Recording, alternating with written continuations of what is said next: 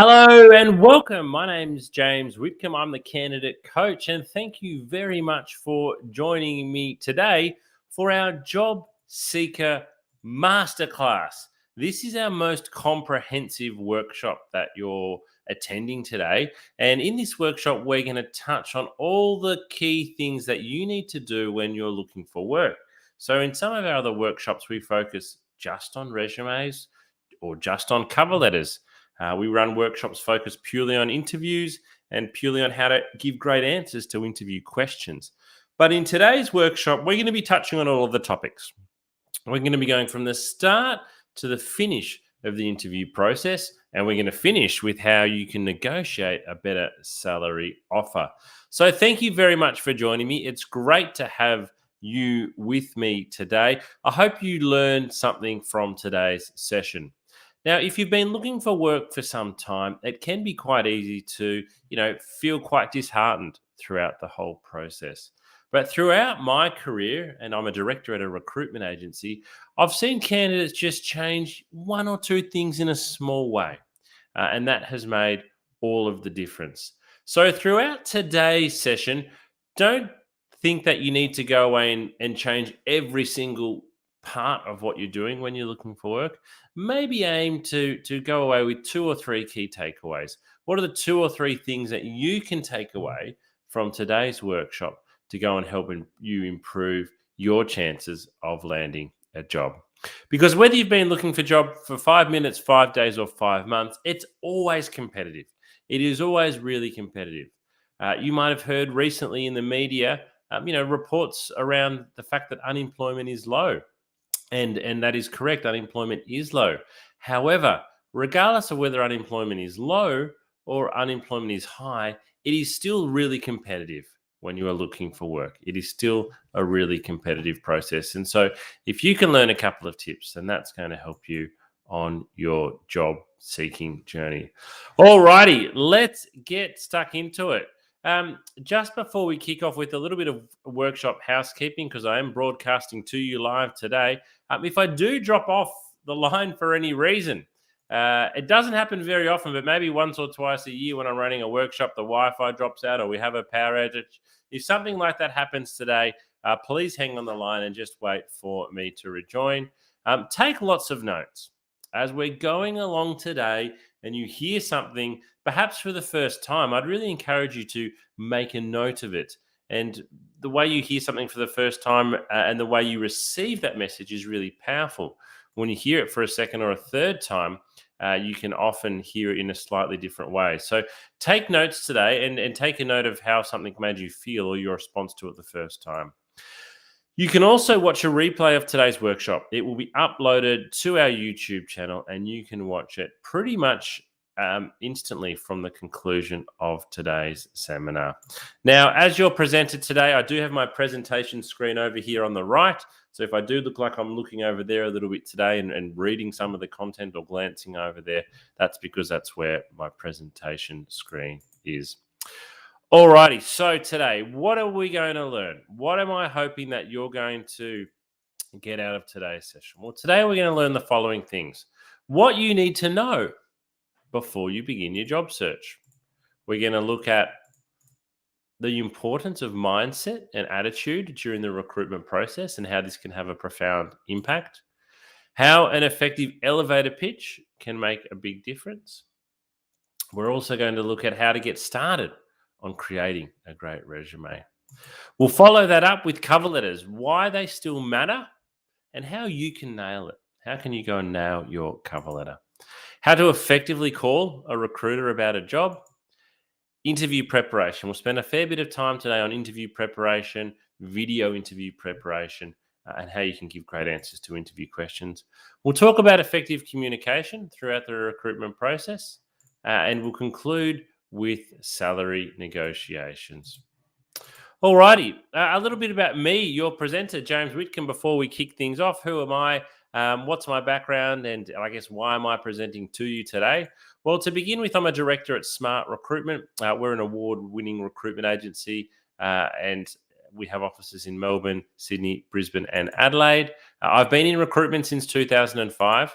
And over that time, conducted well over 3,000 interviews and over 600 group assessments. I think in that time, I've probably read over 100,000 resumes and 50,000 cover letters and placed over 1,000 people into work.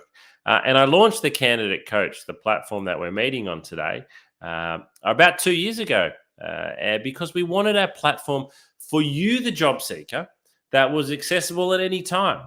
Not something that you had to dial in, dial out of, not something that you had to go and physically meet someone. So we kind of timed it well with COVID coming along, and we launched the Candidate Coach in December 2019.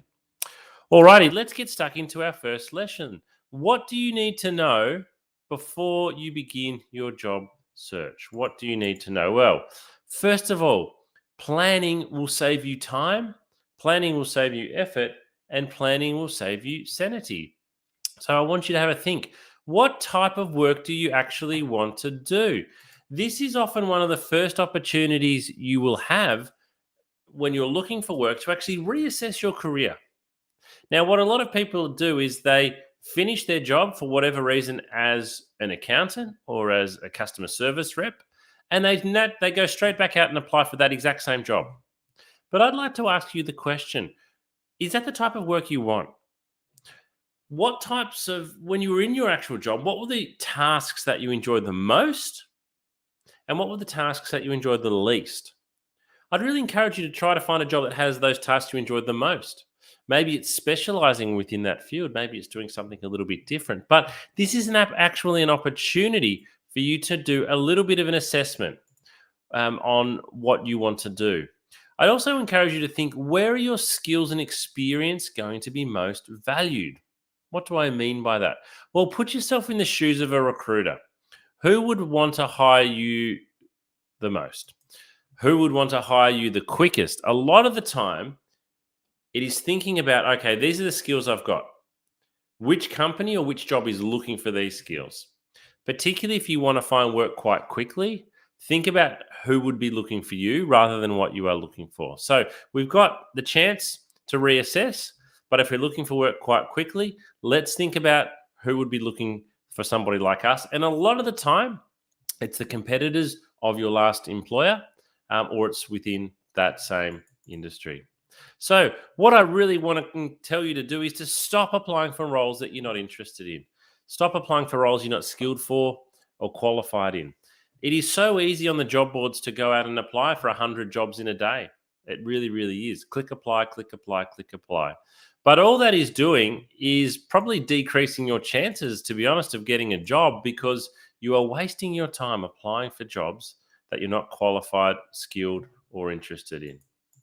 All right. Number 2, researching your job market thoroughly will allow you to be a smart and targeted job seeker.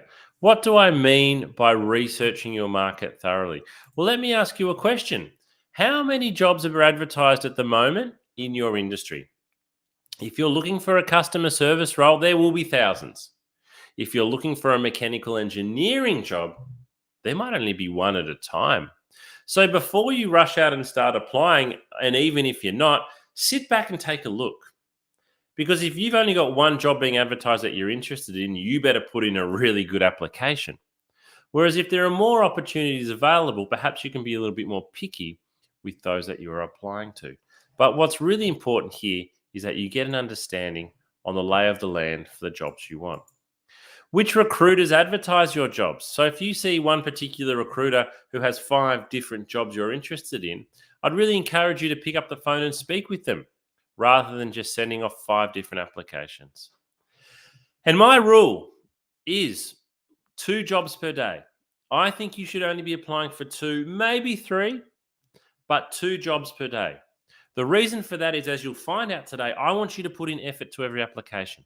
I want you to customize your resume and cover letter. I want you to research into the company and the position before you apply. So I want you to have a short list of jobs, but you can only apply for 2 every day. Now you might be thinking, oh, well, that's a bit of a waste. I'm really wanting to find work. Well, applying for 2 jobs a day is still 14 jobs a week. It's still 60 jobs a month. And when we get to that point, when we start applying for jobs for several weeks, you can lose track of what you've been applying for. And recruiters want to know that you're aware of what you've been applying for. So 2 jobs per day.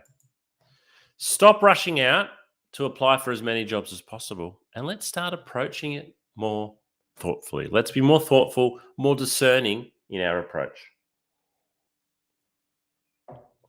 Uh, and I'm not saying that, one of the things that could be hard is you might go, hey, there's so many jobs I'm interested in. I could easily apply for heaps. Well, I want you to then be a lot more thoughtful about it and say, hey, okay, yes, there's 100 jobs here you'd be happy to do, but which are the top 10 that you'd most want? And then of those top 10, which are the 2 that are the absolute standouts?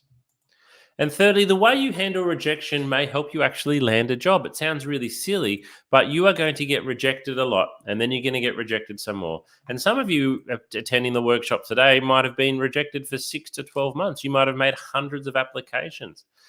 It is really hard to maintain a positive outlook when that's the case, but if you can do so, it will allow you to move from one application to the next quite easily. Alrighty, how are you feeling today? Let me ask you a question. If you had to pick from this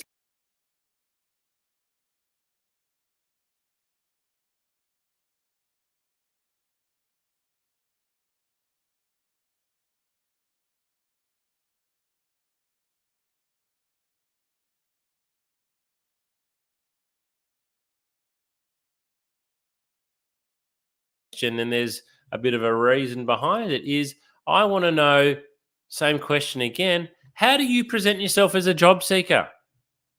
So again, you've got the same list of emojis here.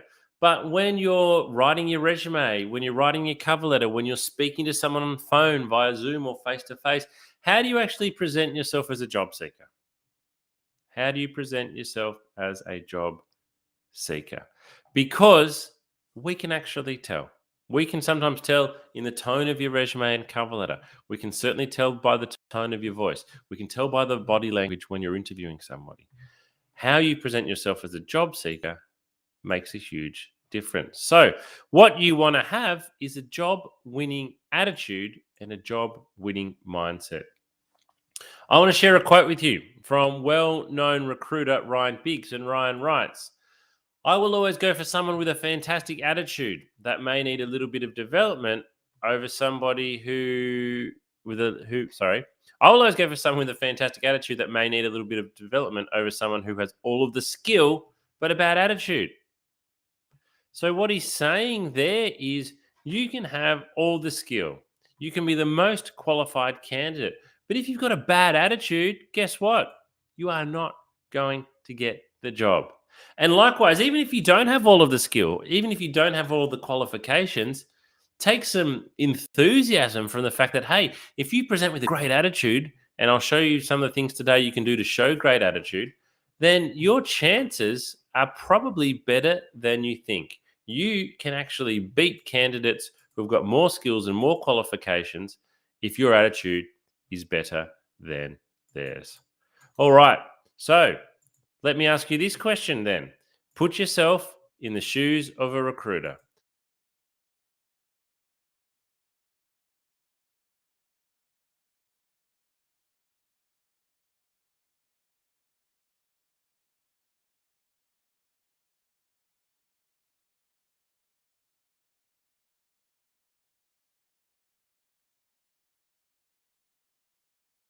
How do we actually show it? Well, first of all, you can choose to be positive. You can actually choose. It's your choice. Before you pick up the telephone, before you walk into a room, you can choose what attitude you are bringing to that room. So before you apply, think, I'm going to be positive. I'm going to put in my best application here today. I'm going to do a really good job. Before a phone interview, just remind yourself, okay, you might have had a really bad day, but just think, okay, I need to take a breath. I need to take a moment, and I need to show the very best version of myself here. I need to show the very best version of myself here, and not, let my bad morning come across on the phone. And certainly before a face-to-face interview, you need to go in and present yourself well presented, well dressed with positive body language. And then think, how do I want to be remembered?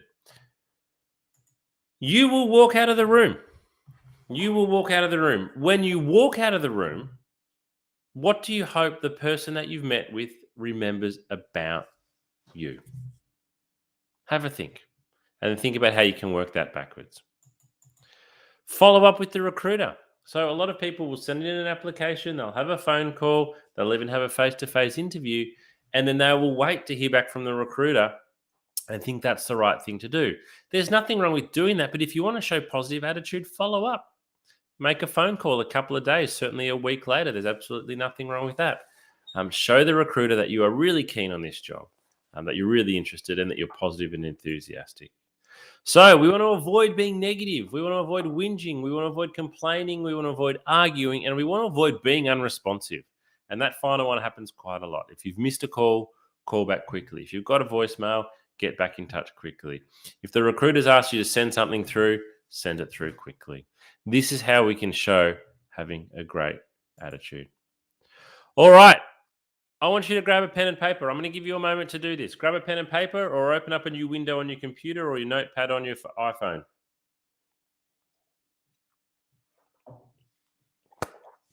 I want you to write down the following.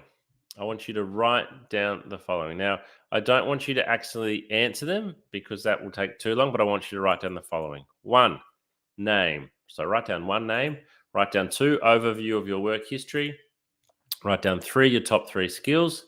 And write down 4, what is the type of work that you are looking for. So what I'm asking you to do here is create an elevator pitch. Now, some of you might be familiar with an elevator pitch, but for those of you who aren't, an elevator pitch is a brief but persuasive statement. And a brief but it's commonly used in sales, most commonly used in sales. A brief but persuasive speech or statement. So why would we want this when we're looking for work? When might having an elevator pitch come in handy? Well, the most common interview question in the world is tell me a little bit about yourself. And the best answer to tell me a little bit about yourself is your elevator pitch. So, how do we create a really good elevator pitch? So again, it's your name. Straightforward with name. Number 2, it's an overview of your work history. So when I say overview, that's what I mean. It's not a full detailed rundown. We need to go through our whole elevator pitch in about 30 to 60 seconds. So an overview of your work history. Number 3, it's your top 3 skills. Your top 3 skills. Now, this might change a little bit depending on who your audience is. So let's say you're happy to find administration work, but you'd also be happy to find customer service work. And you've potentially done both. So the skills that you might mention here for each one would be different. I'd also encourage you with your top 3 skills to make at least 2 of them what we'd call hard skills. So a lot of people say, I've got good communication, I'm a hard worker, and I'm always on time. Those things are fine, but they're not measurable. Anybody can say them, and they're not hard skills. So if you were going for an administration role, you might say that one of your top 3 skills is your typing speed is 80 words per minute at 95% accuracy. So include at least 2 hard skills, depending on your work and the type of work you're looking for. What is the type of work that you are actually looking for at the moment? So I'm going to show you one that I've prepared earlier. I don't want you to be intimidated by this in any way, though, because as I said, I've been in recruitment since 2005, and I coach people on how to write a really great elevator pitch. So my elevator pitch should be really good. All right, here it is. If I was looking for work at the moment, this would be.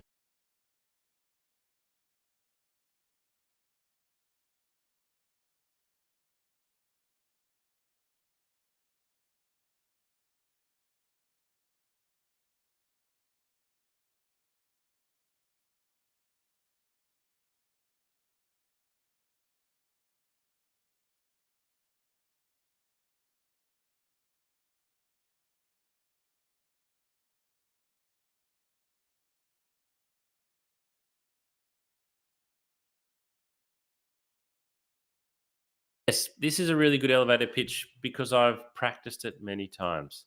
So what I want you to do is to go away and create your elevator pitch. Go away and create it. Write down your answer to those 4 things and then rewrite it several times until you get it to the point where it's as good as it can be.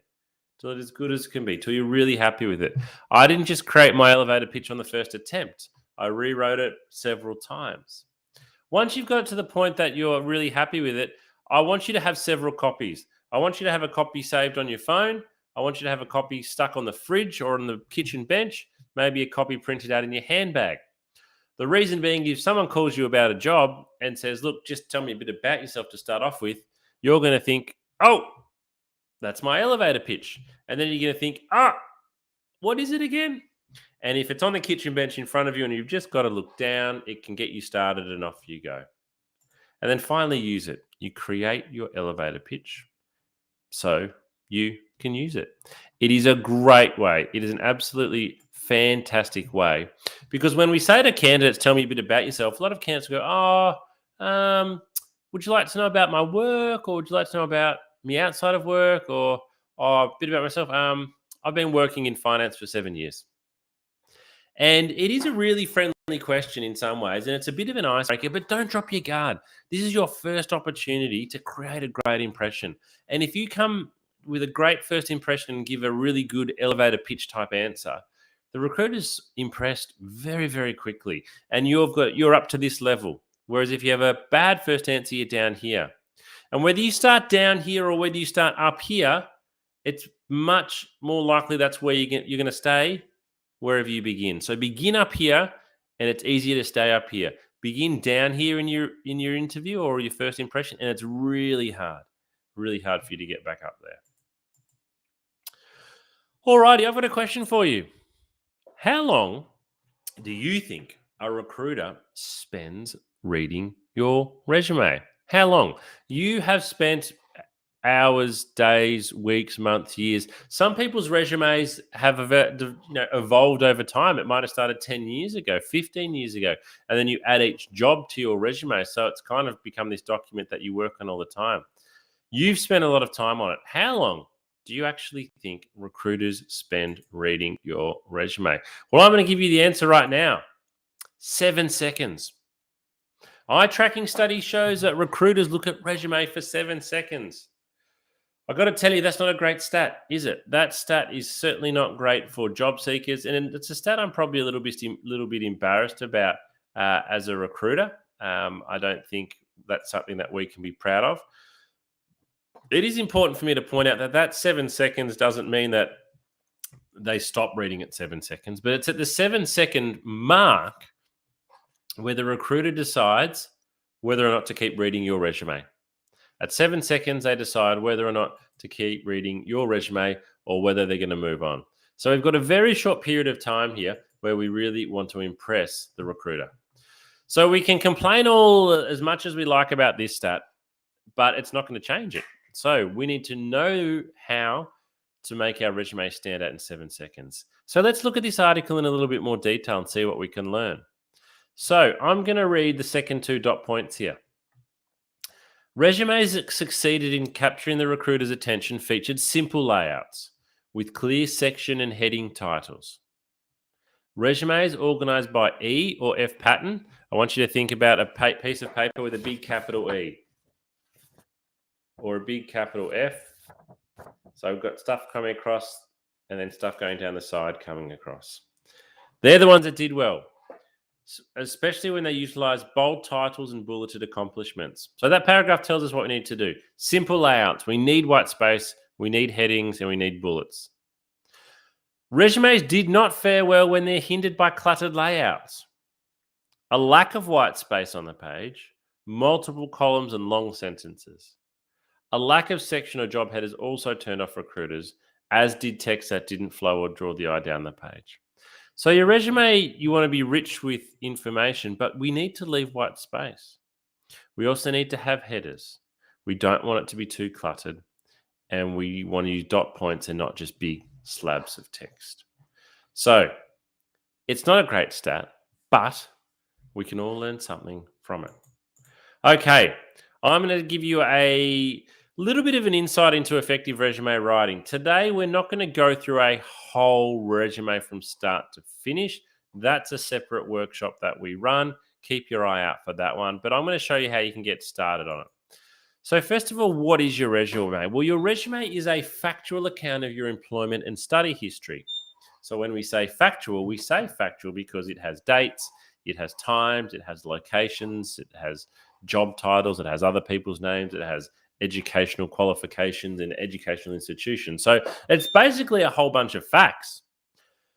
But it also needs to highlight your skills and abilities, and it needs to sell you. It needs to sell you. This is my biggest coaching point on resumes, and probably my biggest coaching point overall, is that your resume is a sales document. It needs to promote you. It I want you to imagine a billboard. That billboard is trying to sell something. They point out the best features.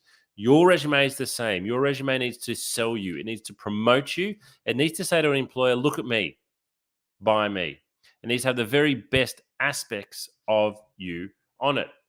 Now, recently, my brother sold his property, and they spent a lot of time, getting ready for the sale of the property, and they had a professional photographer came in. And when I looked at the photos of his property, I thought, wow, look at that photo. The photographer has done an amazing job here in capturing the property at its absolute best, showing that, using the camera in the perfect position to capture it at its best. So the photographer didn't do anything false there. There was no lies, there was no trickery, but he took photos from the best positions to really highlight and sell the property. That's what your resume needs to do. Your resume needs to highlight your best skills and your best experience, your best achievement, and your best education. It needs to promote how good you are. It needs to show the very best parts of you, not the worst, the very best parts of you in a way that is easy, as we've seen. It needs to be easy for somebody to see. So, my question is, I want you to have a think about it. Does your resume sell you? Do you think your resume is selling you at the moment? Or is your resume a very boring, dry academic document in chronological order that is just a history of what you've done? So, what I want to show you now, again, we can't go through a whole resume today because that would take us nearly the whole workshop, but I want to show you how you can sell your experience, because I think selling your experience, and in particular your achievements, which is what we're going to look at now, is the very best way. This is the very best way for you to sell yourself. So I met with this candidate. So I'm going to share a story with you now of a candidate I met a number of years ago when I was recruiting for a sales role. Now, this candidate got through to interview because she'd been working in sales for a number of years. And that was the main reason why she got through. But this is how she described her experience on her resume. So she was a sales representative from August 2013 to July 2016, so a month short of 3 years. She was a salesperson for the company for 3 years. She sold goods and traveled to meet customers and keep them happy. That's how she described her job on her resume. Now, as a sales recruiter, if you've done 3 years as a sales rep, I'll give you a call, because I know that, that's a good tenure. A lot of people don't last very long in sales. But when I sat down and I met with this candidate and she told me what she'd really done, I was completely blown away. Even though she was a salesperson, she had massively undersold herself on her resume. So I worked with her, and this is what we changed her resume to. So this is the before, and this is the after. So same person, same job. This is it described in a better way. So what you'll see, first of all, we've got 2 bold headings. So we've separated responsibilities from achievements. We've got lots of dot points, short sentences that are easy to read. Now, I've used 9 dot points for responsibilities here. In 2022, that's probably going to be too many. I would probably go more with 6 or 7. But we've separated responsibilities from achievements. Now, I won't read through all those responsibilities. You can cast your eye down there now. But what I really like about this is, by reading the way we've put these responsibilities, it's easy to get an understanding of exactly what she did. Things like this third last dot point here: attend at least 3 new business appointments per day. Salespeople often attend business appointments, but what I really like here is we've used the number 3 per day. 15 per week. That means 60 per month. I've got a really good understanding there of how many appointments she went to. Whereas if she just attends new business appointments, I don't know whether you're doing one an hour, one a day, one a week, one a month, one a quarter. But it's the achievements part here where we really sell ourselves, where we really sell our experience is under the achievements. So this person had been salesperson of the year in 2014, exceeding their sales budget by 21%. Now, you're not going to believe this, but for being salesperson of the year in 2014, this candidate was given a brand new car. She was given a brand new car for being salesperson of the year. She's the only person that I've interviewed has told me that they have won a car for being a salesperson. That is how good she was at selling. Now, on her previous version of her resume, though, she didn't have this listed. And she's got her other achievements listed there. But the point is, if you don't have it on your resume, the recruiter will never know. You've got to sell yourself. You have got to sell yourself. Now, you might be sitting there thinking, James, look, it's all well and good for sales. Sales, for example, we've got targets, we've got achievements. I've only worked in customer service, so maybe I've only worked in a library. So if you're struggling to think of achievements, let me ask you a question. What were you doing when you ended the job? What tasks, what responsibilities, what duties did you have when you ended the job that you didn't have when you started? Because if you've been asked to do extra duties and responsibilities, you could list them as an achievement. Maybe you've been asked to help train and onboard people. List that as an achievement. Maybe you've been given the keys to lock up the library at the end of the day. You're able to put the security alarm on and do those types of things. If you weren't doing those at the start and you're doing those now, there's an achievement. Maybe all you can think of is, hey, I often get asked to cover people's shifts. Put that down. Put down at least 2 or 3 things. In some ways, it's about showing pride and showing understanding of doing a good job. The other thing I would like to share with you in terms of resumes is how that it's okay to make your resume visually appealing. So we're going to go to a website now called Canva, canva.com. I use a paid version, but what I'm going to show you now is free.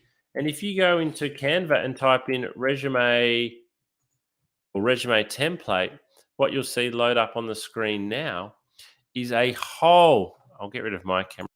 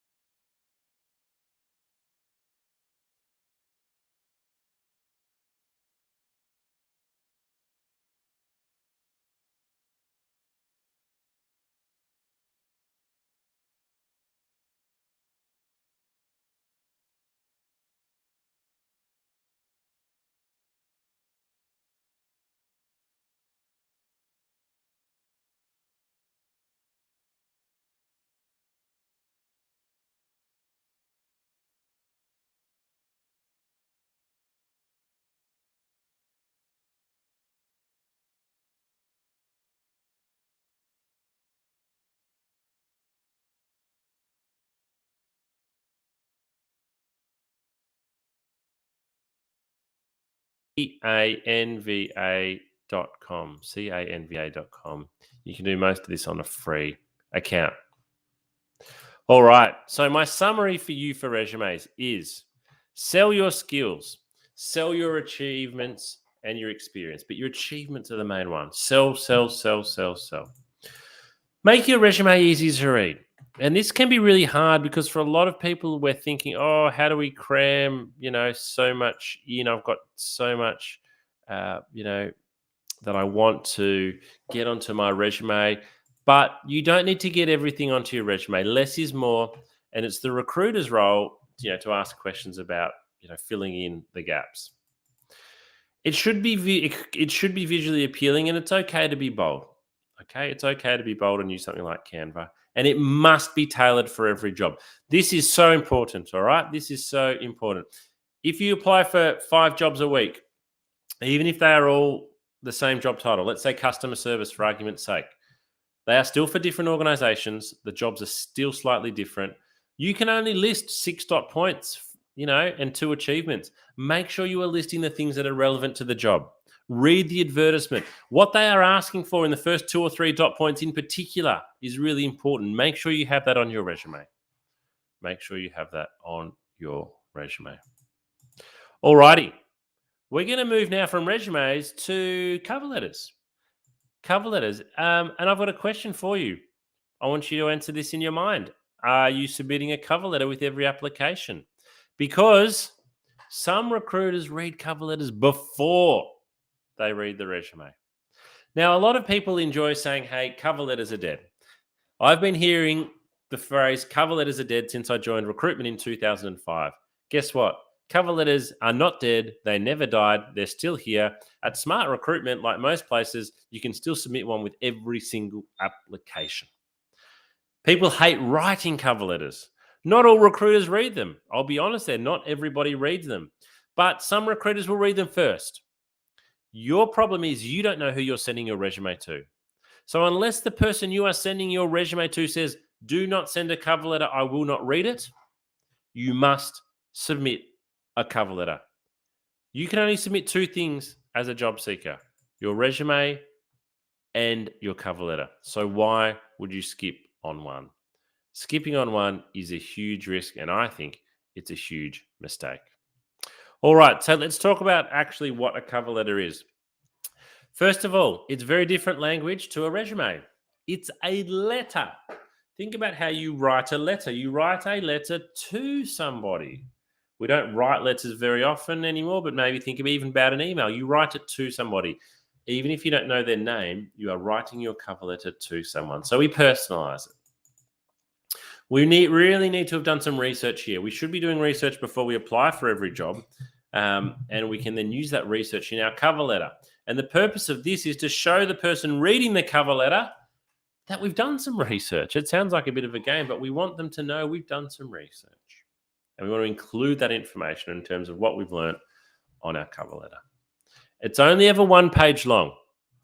The only reason your cover letter would be more than 1 page long is if you are asked to address a selection criteria and it's like 10 points and you're like, can't fit into 1 page.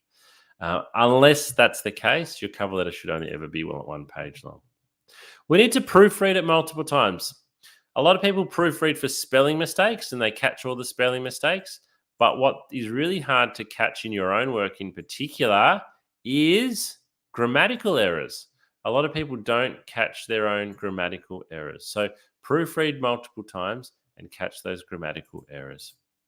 So stop submitting the same cover letter for every single vacancy. We need to tailor it. All right. I'm going to show you what a good cover letter looks like. This is a great template that you can go away and copy and paste. So it has 4 simple paragraphs. That's it. 4 simple paragraphs. And paragraph 1 and paragraph 4 take 1 minute each. So paragraph 1, we just want to address the role in the company that we're applying to. 2 sentences should be enough. So here we're saying, Dear James, please find attached my resume for the accounts coordinator position at Smart Recruitment. If you have done that, name, job title, company title, you're probably already into the top 25% of cover letters. Because most cover letters I receive say, Dear Sir or Madam. Now, on my cover letters, my name is always there. On my cover letters. On my job advertisement, my name is always there. But even if my name is not there, the company and the title is there. So personalize it. The point of this is to show the recruiter you've put in a lot of effort. Paragraph 2, mention 2 or 3 things that you know about the organization or you know about the vacancy. So we need to do some research here. And again, the whole point of paragraph 2 is to show the person reading your cover letter that you've done some research. Because everyone else's cover letters are rubbish. If yours is really good and stands out, this could be the one thing that you can do that can make a huge difference. Then paragraph 3, we're going to focus on us. So paragraph 2 is all about the company and the job. Paragraph 3 is on us. We're going to mention your key skills or experience relevant to the position. Again, it's 2, maybe 3 things. And this is why we have to tailor our cover letters, because we can only pick 2 or 3 things here. We need to pick 2 or 3 things that are really relevant to the job that we're applying to and the company. Paragraph 4 is a brief sign off. Thanks very much for reading my cover letter. I hope to hear back from you soon. So I'll give you a moment to take a screenshot of that. What I've done with this formula, and it's taken me many years to develop, is I wanted to develop a formula that allows people to easily replicate a cover letter. So I think paragraph 1 and 4, it's really straightforward. Paragraph 2 and 3, you can probably do them both in 10 minutes. I think you can do them both in 10 minutes, but you can spend a lot longer and be more impressive. But I wanted to create a formula or a template that is easily replicatable so that you can customize every cover letter without too much hard work. All right, so here's an example using my formula. This is a made-up job and company. Dear Rupert, I'm writing to you as an enthusiastic applicant for the marketing coordinator role at Duke Industries.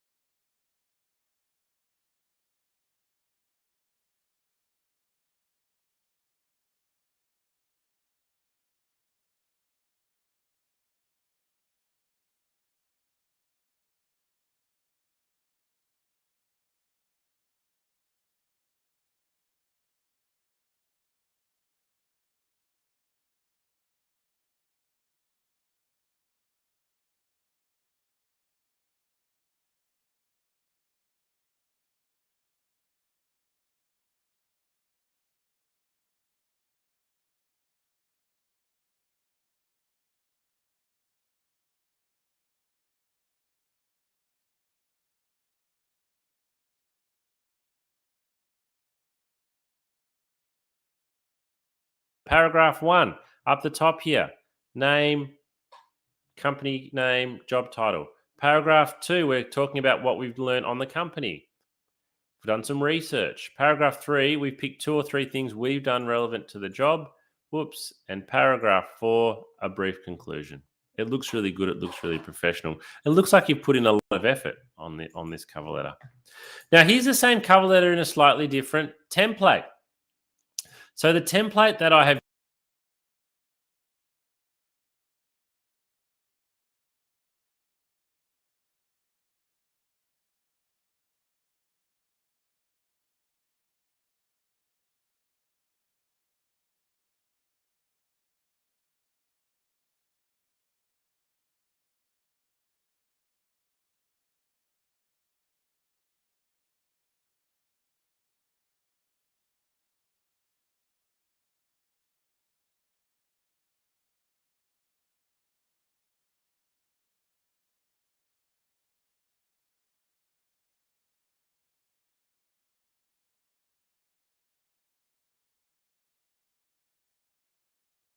own personal brand.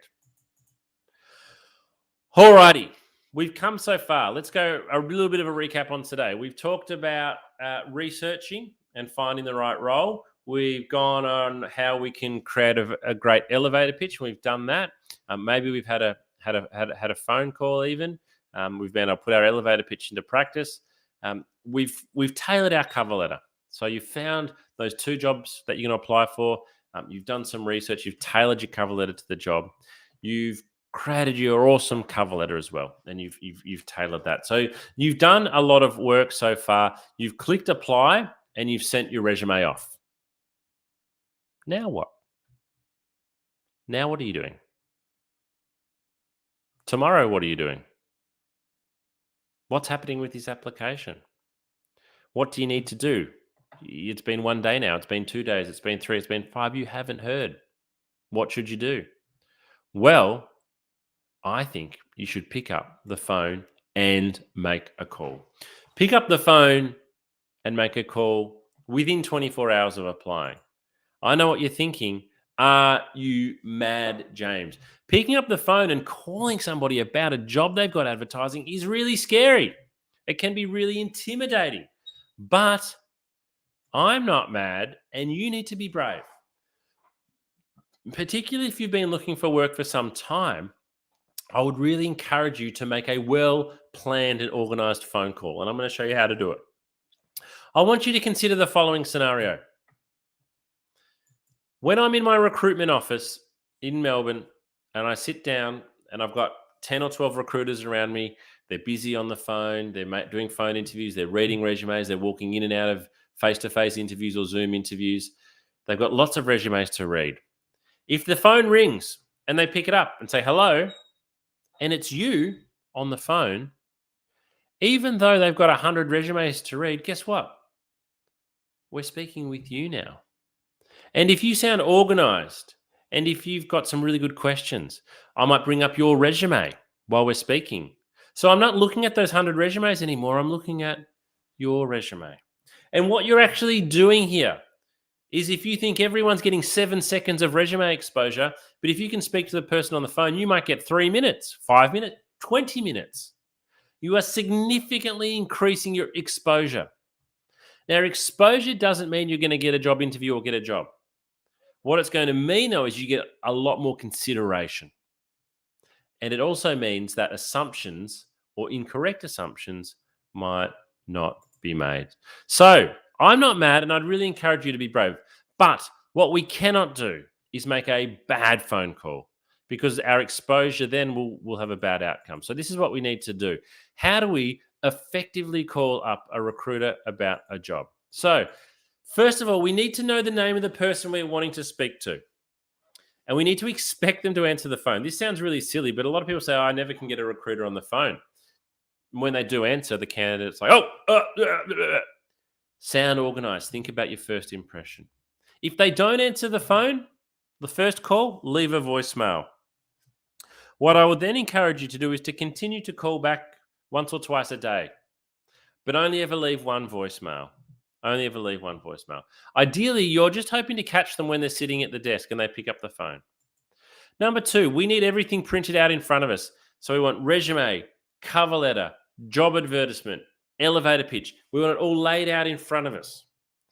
The reason being is you're going to feel nervous. And when the recruiter asks you a question and you're not really sure, if you can just look down and you can see your elevator pitch or you can see some of your skills written on your resume, it's really going to help you. You want to be familiar with the position, familiar with the advertisement. You need to have done your research. So we've talked about this with your resume and your cover letter. You need to have done your research, okay? And you want to have those notes in front of you as well. You want to be clear to the recruiter with which role you're referring to. Some recruiters might be sitting over 50 different vacancies, from recruiting a CEO to a marketing manager to a sales operations person to a data analyst to a chemical engineer to a mechanical engineer, a Java programmer, a nurse. Could be recruiting all these jobs. So you need to let the recruiter know early on, I'm calling up to discuss the occupational safety vacancy. Let them know early on. Now, this is the most important point. Have 2 or 3 questions prepared and written down in front of you and practice them before you call. Actually, I'm going to change that. I'd say have 5 questions written down just in case 2 or 3 of them get answered and you don't get to ask them. The purpose of these questions, though, is to do 2 things. 1, to help you show off, sell yourself, but 2, to show you've done a lot of research. So go onto the company website, go onto their careers page, go onto their social media, look through the annual report, write down 5 questions. And so when you're on the phone and you call up and the recruiter says, hello, it's James speaking, you can say, hi, James, I've just applied for the occupational safety role. I've got a couple of questions. Do you mind me asking? And the recruiter will probably say, sure, what are your questions? Now, if you ask a couple of great questions here, I guarantee you the recruiter's going to go, oh, that's a really good question. They're thinking, this candidate's done their research. I'd actually know the answer. This candidate's really done some research into the job and the position. They then start thinking of you very, very differently. They start thinking of you very highly, very quickly, just because you've asked a couple of well prepared questions. Keep the call brief, but be prepared that it could go for longer. It might go into a full phone interview, or that you might catch the recruiter when they've literally got another appointment in 2 minutes' time. And finally, if you're not feeling confident, then practice. Like with interviewing, practice makes perfect. Practice makes perfect. I think as the candidate coach, this is the biggest difference that you can make if you're struggling to get to interview stage, is to call up effectively in a prepared way and ask a couple of great questions. Give it a go. You'll need some patience. You'll need some persistence. It might take a lot of calls to get through, but I guarantee you, if you do, and if you ask a couple of good questions, you will increase your chances of getting to interview.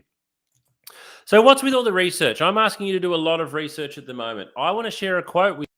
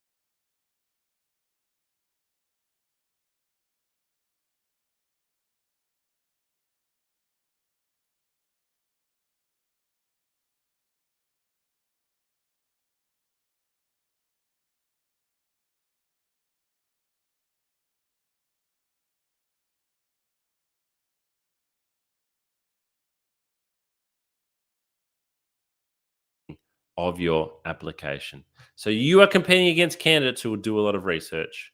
You need to do research just like they do. So, when do we research? Well, even before applying, we need to go to organizational websites, careers pages, Google the organizations. But for bonus points, see if you can find something in the news. See if you can find something that's topical, particularly if it's a really large organization. You might be able to find something that's really topical on them at the moment. I am always impressed when a candidate can tell me something or ask me something about it, the company I'm recruiting for, that I don't know. And then let's research the position. So we really need to read and understand the job advertisement. And if we've been asked for an interview, ask for the position description and read and understand that. Try to understand where the position fits into the structure of the organization and how it adds value. This will really help you stand out. All right.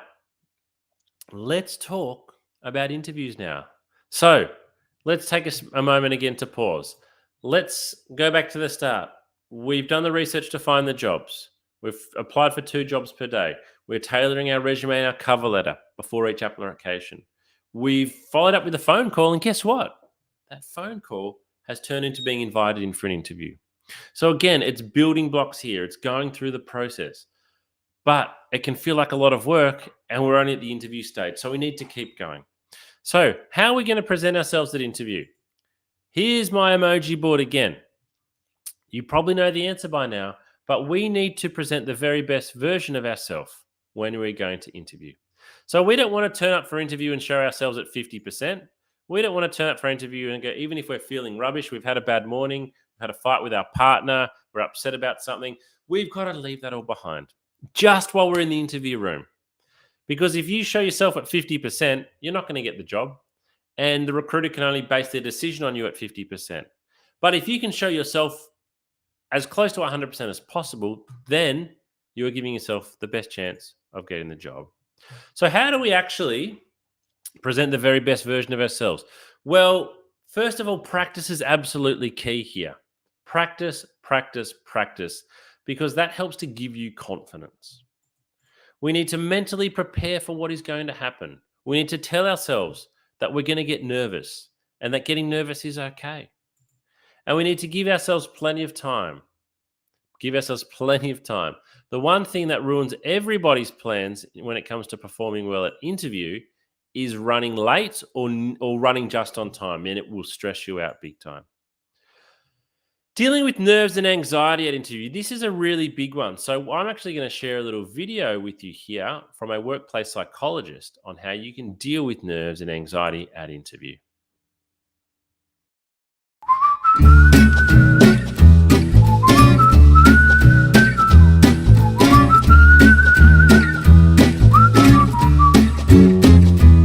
Thanks for joining us at the Candidate Coach, Dr. Barker. Tell us a bit about your background and the type of work you do. I am Dr. Sarah Barker. I'm a clinical psychologist. I've worked in workplace mental health with Black Dog Institute for the past 7 years.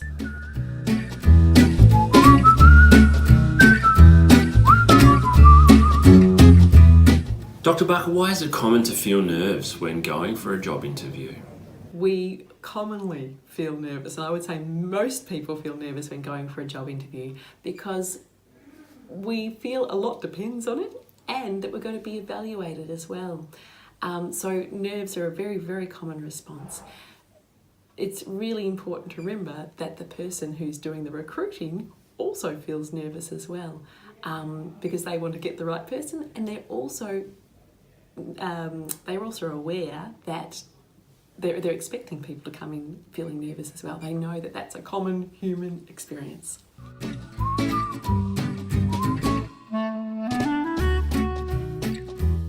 What can we do before the interview to help best prepare so that we're not overcome by feelings of nerves and anxiety?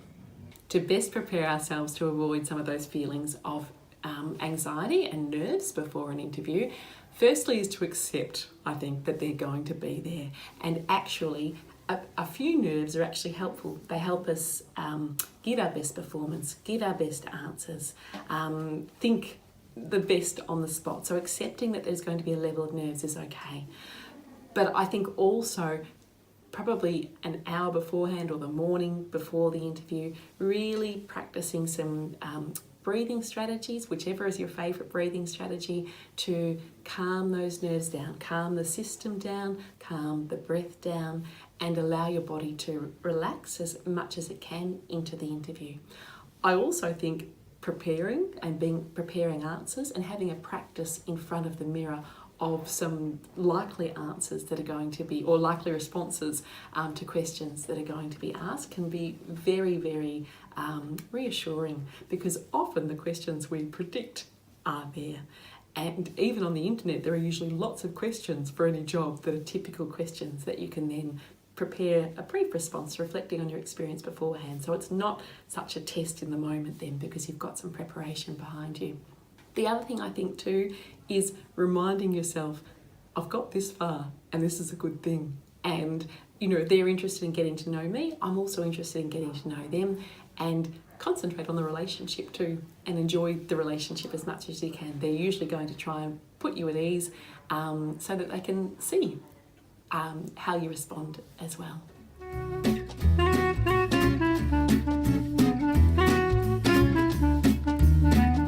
What can we do during the interview if we feel a bout of nerves or anxiety coming on?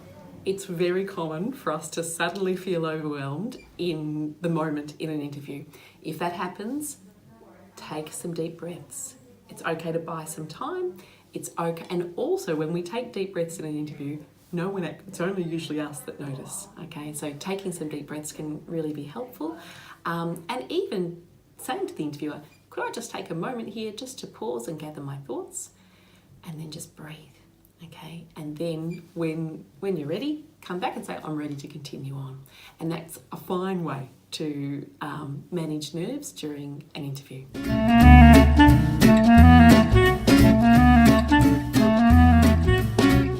One tip that I think is a really useful one is to have a practice of your responses to the likely questions in front of the mirror. Something you might notice is that the questions you're feeling more confident about, you'll smile more, you'll be more relaxed, you'll, strut your stuff a little bit as you respond. You'll notice too, the questions you feel less confident about, you might stop smiling or your face might change.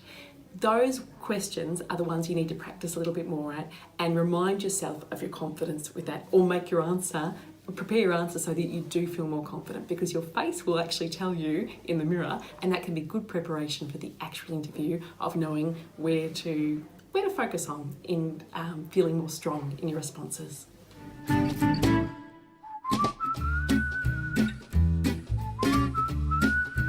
In summary, nerves and anxiety for interviews can be partially managed and avoided by preparing beforehand, using our breathing exercises and techniques to reduce stress so we're going in feeling calmer, and also during the interview by practicing those same skills. Often when we're nervous, we stop breathing or we breathe very shallowly. So if we start noticing ourselves doing that, really being conscious of our breath and paying attention to it and allowing that to carry us through.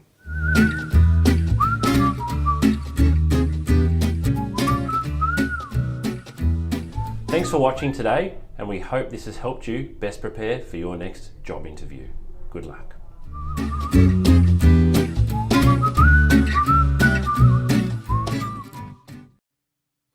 Alrighty, hopefully that video from Dr. Sarah Barker and those tips can be really practical if you really do struggle.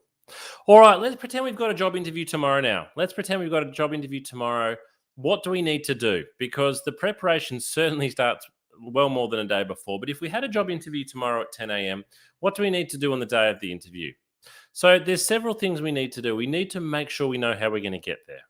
As I said before, the best plans, the best preparation will all be wasted if you arrive late or even if you're rushing to get there on time because you're going to feel stressed and anxious.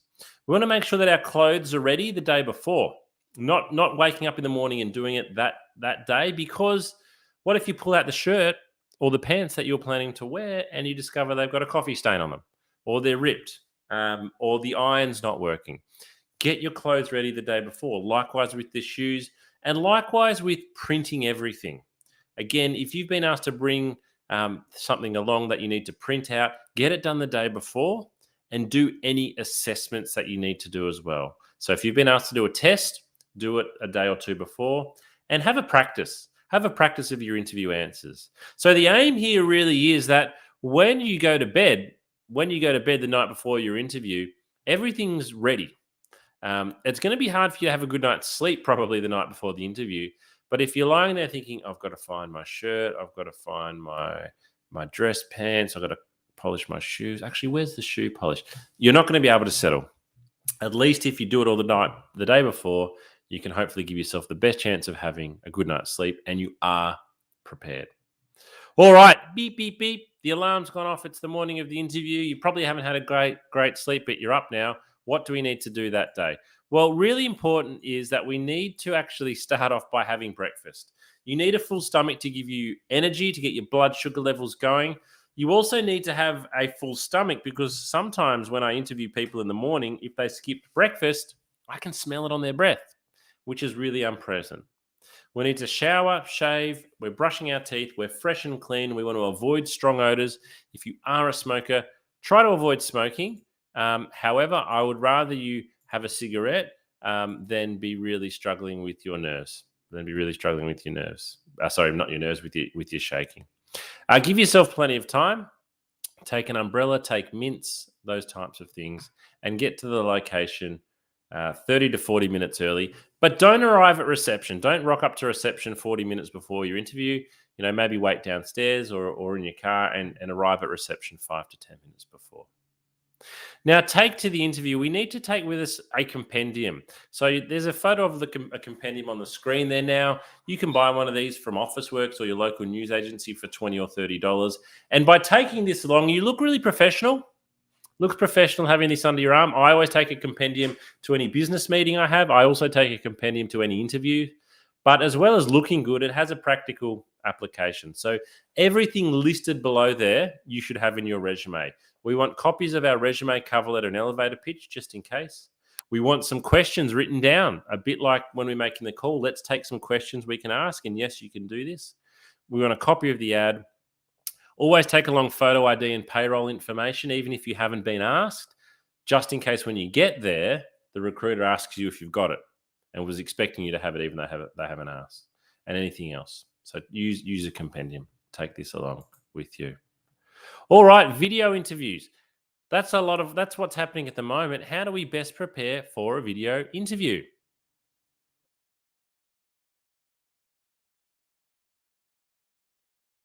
Hi job seekers, James here from the Candidate Coach. One of the most common questions we've been receiving lately is around how to best prepare for a video interview. Due to the circumstances over the last 12 to 18 months, video interviews have become the most common way of meeting a candidate, replacing the in-person, face-to-face interview. So here are my top tips for what you need to do to make sure you are best prepared and presenting yourself as well as you possibly can when your interview is over video. So there's four main things that you really need to consider. The first thing is camera height. This is the biggest mistake that a lot of people make, is getting the height of their camera wrong.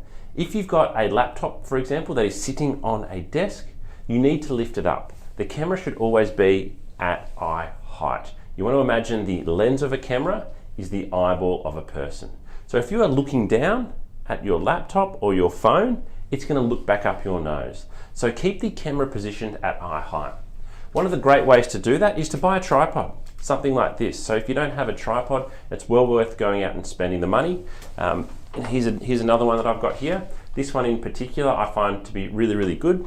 These have both got lights which help, but this one here, you can adjust it to a full standing height if you like. And it's available for not much money from a retail store. The second thing that is really important is the lighting. So having the light shining on your face. You don't want to have light shining from behind you because that creates a lot of glare. So have the light shining on your face, sit with a window facing you so that you are looking nice and clear on camera. The third thing is audio. You need to be in a nice quiet space so your voice comes across clearly, so that you don't have to yell, so that the sound is not distorted. If you are using a laptop, make sure you check about the sound direction. Some microphones only record from directly in front, and if you tilt your head sideways, the audio quality can go down quite significantly. And the fourth thing is, remember to show some personality with video interviewing.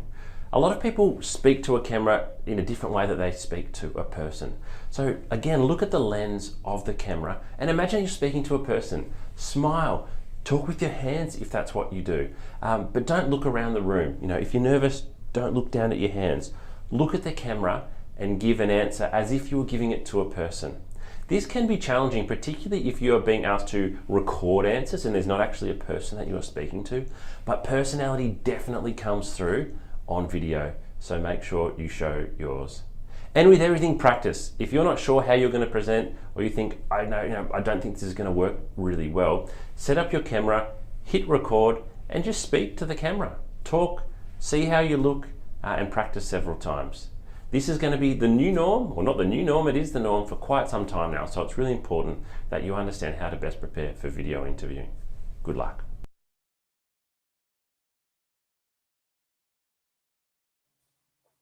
Alrighty.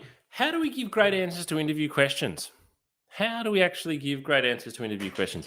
This is one thing that job seekers, in my opinion, really don't like practicing. We don't like practicing giving answers. We might spend hours and hours and hours on our resume and cover letter and LinkedIn profile and other things, but we're really reluctant to spend a lot of time practicing interview answers, sometimes because we don't know whether our answers are good or not to begin with. So let's have a look. How do we give great answers to interview questions? Well, for behavioral-based questions, we're going to use the STAR technique. So the STAR technique is extremely common. You might have heard of it before. You can easily go and look up what I'm going to show you today. But because not everybody does, I want to share this with you. So the STAR technique, STAR stand for something. So it's a method of answering questions that's comprised of 4 steps.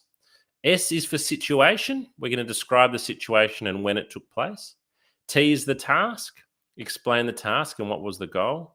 A is for action. Provide details about the action you took to attain this. And R is the result. We want to conclude here with the result of the action. So what actually occurred? Now, behavioral-based questions will often be, they will start with, can you give me an example of, or can you tell me about a time? what we're looking for here is we want to see, that's why it's called behavioral-based questions. We want to see what behaviors, what characters, what traits you've got, and how you handle the situation. Some behavioral-based questions will allow you to shine. They'll allow you to sell yourself. So it might be, tell me about a time when you provided great customer service. And if that's the case, you can use the STAR technique to talk about a time you created great customer service. Well, there might be a question, tell me about a time you worked in a team when the team didn't get along. Tell me about a time when you dealt with a customer who was unhappy. So just because the question is asking you for a circumstance that wasn't great doesn't mean that you can't give a great answer. So let's go into detail with the STAR technique then. So the S, we want to set the scene. Set the scene of the story by giving the context and the background of the situation. If you're asked about teamwork, your response should include the project details, who you were collaborating with, when you undertook the project, and your location at the time. So what a lot of people do here is they skip through too many of the details too quickly when giving an answer. Candidates generally feel that they need to answer questions quickly, whereas we would like you to set the scene with the situation. Task, we need to describe your exact role. Your exact role. What was it that you did in the situation? We want to make sure that the manager knows what you were specifically assigned to do rather than what everyone else did. So for S for situation, you can talk about where's the team, but T for task is about you. All right, A is the most important part of the story. This is the action. So here you explain how you handled the difficult situation or you conquered the problem. Say whether you did it alone or together as a team. What you're trying to communicate is your assessment of the situation and your response to the problem, as well as how you got the team involved. So what did you actually do here? Share as many details as possible, as it says, so the interviewer can follow you. As you do so, avoid acronyms and avoid company-specific jargon. And then R is the result. So what happened? What was the conclusion? Close the story by stating the positive outcome of your actions and what lessons you learned. If possible, quantify the results and show the effects of your actions. Examples may include a 10% increase in sales, getting repeat business, or saving your team 5 hours of work in a week. So let's have a look at an example here.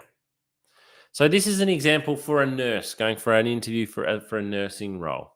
And the nurse is asked, describe a time when you handled a difficult situation at work. How did you react? So, situation. In my last as a night nurse, one of my colleagues quit after securing a job with a top private hospital. Though I was managing a ward full of patients, task, I was assigned to this one patient who didn't want to be admitted. He wanted to bolt out of the room. I made myself available. This is the action. I made myself available to the patient, discussed with him the reason he was being admitted, and assured him he would receive 24/7 attention and good care. The patient finally calmed down and agreed to spend the next 3 days under observation. And the result in purple was he was discharged on the 3rd day. And the wife personally thanked me for handling someone she knew to be extremely stubborn and difficult. So S is in red, task is in blue, action is in green, result is in purple. That's how we use the STAR technique. All right, let's say we're out of the interview now. So we don't actually finish with what we're doing in terms of our interview process. I'd really encourage you to email the recruiter, thank them for their time the following day. And if you've been asked to do anything, this is really important. If you have been asked to do anything, you might be asked to send through your reference details. You might be asked to go and complete a test. You might be asked to send through an example of some work. Do it straight away. The clock is ticking. The quicker you do it, the more impressed the recruiter will be. Be responsive. Be responsive here. Alrighty, so we're getting towards the end of today's workshop, but what I want to talk about is how to actually negotiate a higher salary offer. Let's say there's a hypothetical situation. You are hoping for $60,000. $60,000. You've been offered $55,000.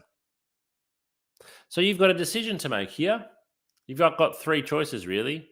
Accept the 55, decline the 55, or try to negotiate the 55 up towards 60. So when we're negotiating salary offers, in many ways, what we're really saying is, show me the money. We are wanting more money. We need to be able to ask though in the right way. So first of all, before we even ask, we need to do our research and find out, is this a negotiable salary?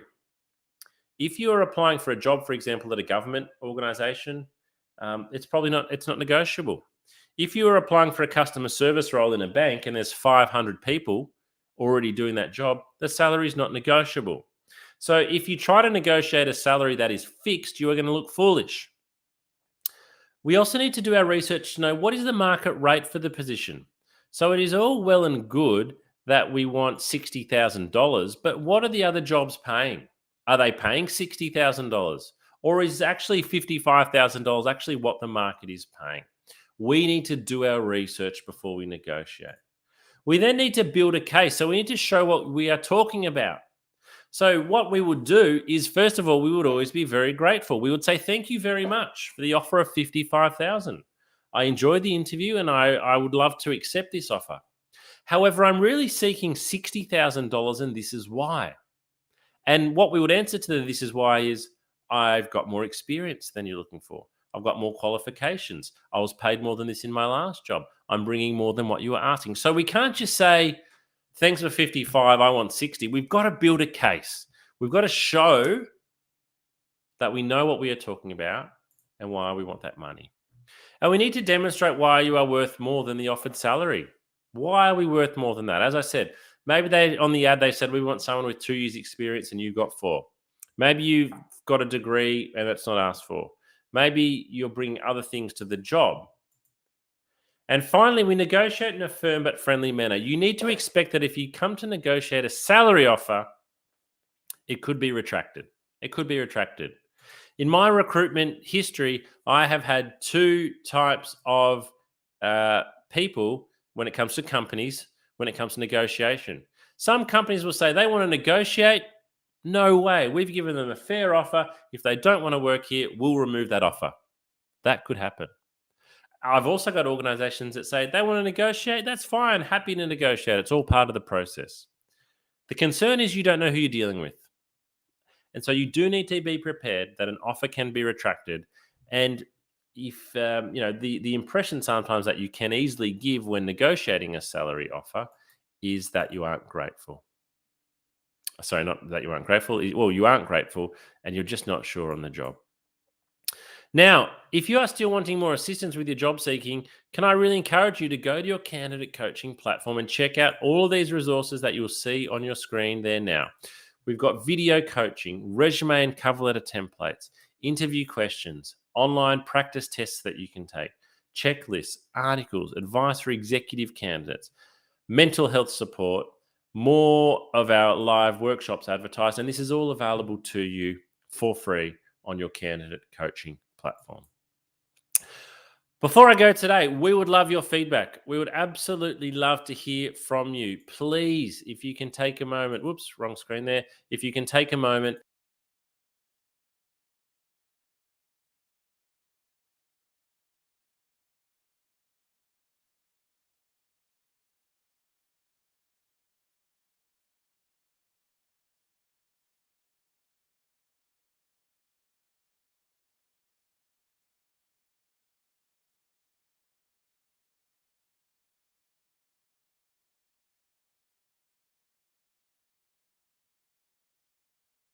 all one word, follow our LinkedIn page, and you will keep up to date with all of our events and our new features. Finally, we're going to finish today with this video. I really want to thank you for joining me for this workshop today. Our final video is potentially our most important thing that you're going to see today. We're going to hear from Dr. Sarah Barker again on how you can look after your mental health when you're looking for work. Because one thing that we've noticed from candidates of all backgrounds, all countries, all nationalities, all walks of life, all positions of seniority in the workplace is that when you come to look for work, it really can affect your mental health. So thank you for joining me today. The workshop will conclude at the end of this video. Enjoy the rest of your day.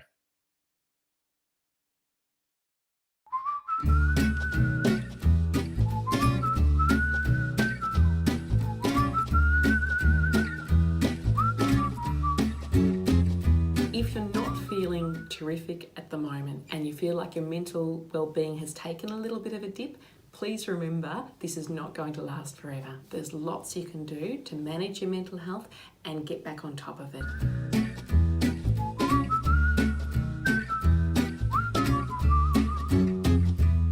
I am Dr. Sarah Barker. I'm a clinical psychologist. I've worked in workplace mental health with Black Dog Institute for the past 7 years.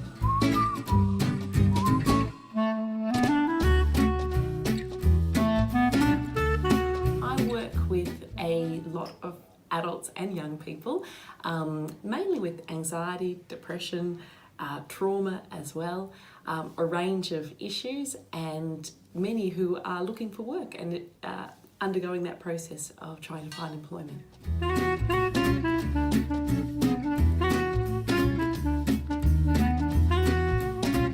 Looking for work causes mental strain because our identity is tied up with our work. Work gives us meaning, it gives us purpose, it gives us company and connection. So it's stressful for lots of reasons looking for work, and it can take a toll on our mental health.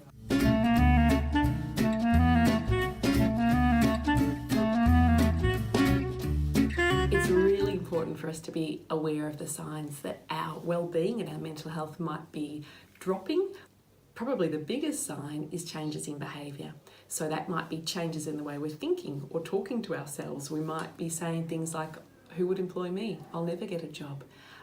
We might be really down on ourselves and really hard and critical on ourselves when normally we're not so hard and critical. We might also, in our relationships, change our behaviour. We might be more snappy or more irritable with people that we love, that normally we might be a little bit irritable sometimes, but not irritable in that way. Losing interest in things that usually sparked us and ignited us and gave us joy.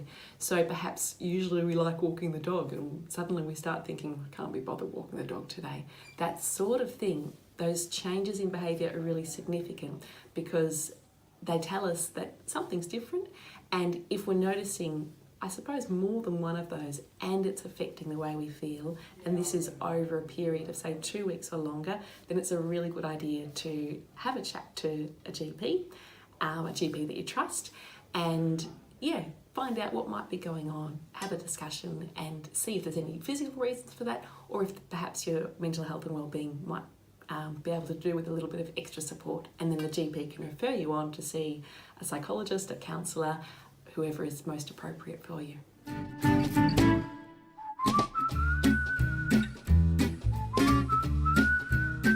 There are so many great things you can do to look after your mental health when you're looking for work, and it's really important that you do. My very top tip would be really talking kindly to yourself and being compassionate with yourself. I think when we're looking for work, we can have a lot more questions like, will I ever get a job? Will I ever be employed? It can feel like this could go on forever. So being kind to ourselves and saying things like, it will work out. There will be a day, my efforts will be rewarded. It will just take time. I'll just need to keep trying. Reminding yourself of your strengths. And that might even be tapping into people you love and asking them what your strengths are, because sometimes it's harder to find them when our mood's a bit low and we're feeling more worried. We can be harder on ourselves. I think that routine is really, really important to our well-being.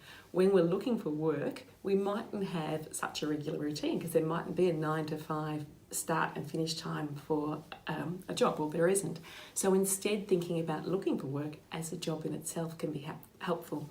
Having a start time and a finish time can be really helpful, and some set tasks that you hope to achieve that day. Purpose is really important too. So purpose might come through routine, but it can also come through other things. Meaning's really important, and our work gives us meaning. So when we're looking for work, meaning mightn't feel like it's there as much. Part of what we can do is infuse those tasks with meaning. So I am doing these things today, I'm looking for work, and that is meaningful in itself because there's an end goal to this. It will be something that's good for me and good for the people that I love as well.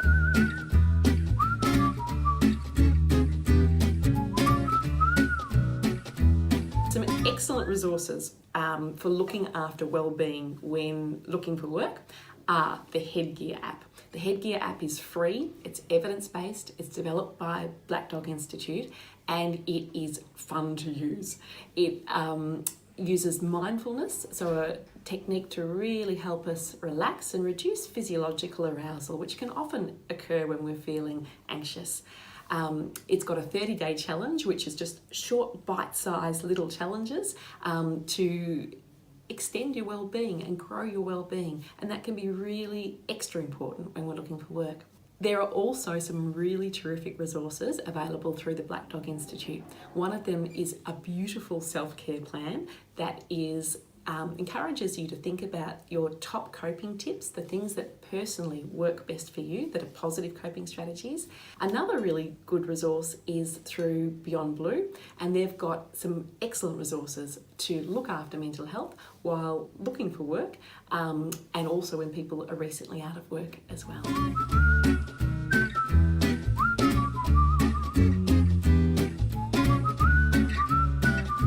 Probably time to seek professional assistance when you notice your mood is lower and you're feeling more down than usual, when you're worrying more and perhaps worrying excessively about things that you wouldn't normally worry about, and perhaps in your relationships too, when you're more tense with people and perhaps more snappy or irritable. All of these are signs that perhaps our mood is not in the greatest space, and our well-being is not in the greatest space, and that it can be a great idea then to chat to your GP, who can then refer you to an appropriate person to help you strengthen your well-being.